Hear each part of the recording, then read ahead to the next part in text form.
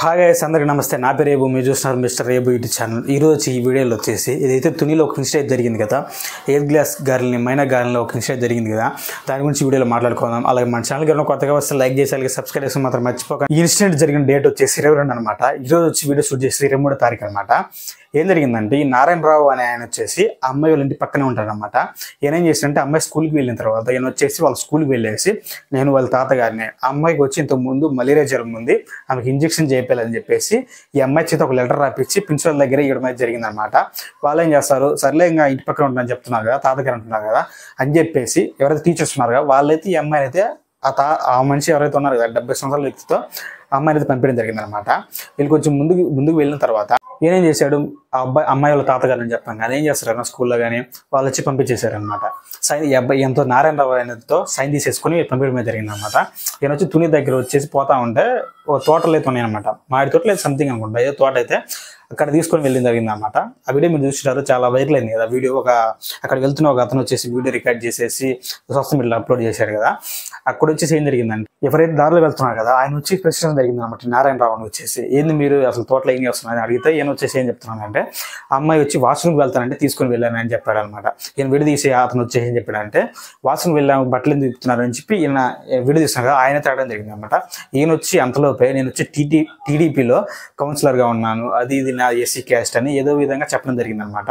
ఈయన వచ్చేసి ఏం చెప్తున్నాడు, వీళ్ళు తీసే వ్యక్తి అంటే ఆయన వచ్చేసి ఏం చెప్తున్నాడు అంటే, మీరు ఉండండి ఒక నిమిషం, మీరు ఇక్కడ ఎందుకున్నారు, నేను పోలీసులు పిలిచి అన్నట్టుగా వీడియో అయితే మాట్లాడడం జరిగింది అనమాట. చాలా వైరల్ ఉంది, మీరు ఎవరు చూసే ఉంటారు.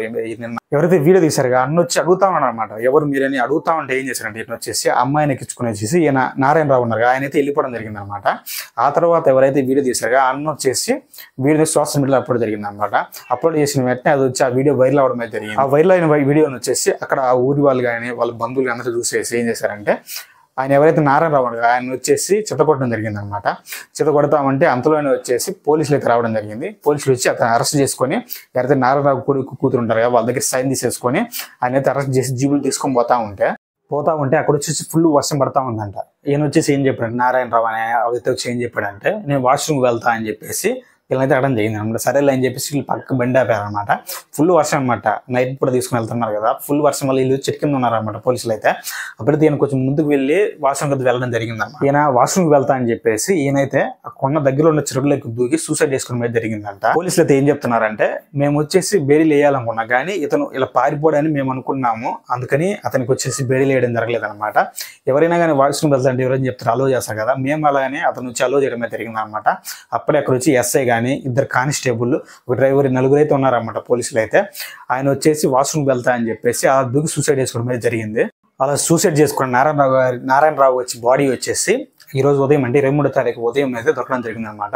అక్కడంతా వాళ్ళు ఎత్తులాడుతూ ఉంటే ఉదయాన్నే ఆ చెరువులో బాడీ దొరకడం అయితే జరిగింది. కానీ ఈ నారాయణరావు అంటారు కదా, ఆయన బంధువులు వచ్చేసి ఏమంటున్నారంటే, మా దగ్గర ఓన్లీ ఎంక్వైరీ అని చెప్పేసి తీసుకొని వెళ్ళామని సైన్లు తీసుకున్నారు, కానీ ఇలా మాకు బాడీని తెచ్చారని చెప్పేసి వాళ్ళ నారాయణరావు ఉన్నారు కదా వాళ్ళ బంధువులు చెప్పడం జరుగుతుంది అనమాట. నేనైతే ఈ వీడియో చూస్తున్న చాలా మంది ఒక విషయమే చెప్పాలనుకుంటున్నాను. మీరైతే పిల్లలుగా ఉన్నారనుకో, అబ్బాయిలు కానీ అమ్మాయిలు కానీ ఎవరైనా పిల్లలు కానీ ఉంటే వాళ్ళనైతే ఒక కన్నే చూస్తూనే ఉండమని నేను చెప్తాను అనమాట. వాళ్ళు జాగ్రత్తగా చూసుకోమని చెప్తాను. అలానే ఇలాంటి దారుణమైన సంఘటనలు ఇంకా జరగకూడదని కూడా అనుకుందాం. మనం అయితే చాలా చూస్తున్నాం ఈ మధ్య ఏమో చాలా దారుణాలు అయితే జరుగుతున్నాయి కదా, ఇలాంటి మళ్ళీ జరగకూడదని కోరుకుందాం. ఓకే గాయ్స్, ఇది ఇవాళ వీడియో. మన ఛానల్ కొత్తగా వస్తే లైక్ చేసి అలాగే సబ్స్క్రైబ్ చేసుకుని మాత్రం మర్చిపోకుండా.